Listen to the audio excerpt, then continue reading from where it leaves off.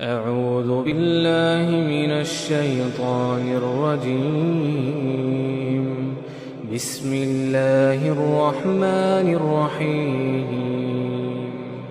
آمن الرسول بما أنزل إليه من ربه والمؤمنون كل آمن بالله وملائكته وكتبه ورسله لا نفرق بين أحد من رسله وقالوا سمعنا وأطعنا غفرانك ربنا وإليك المصير.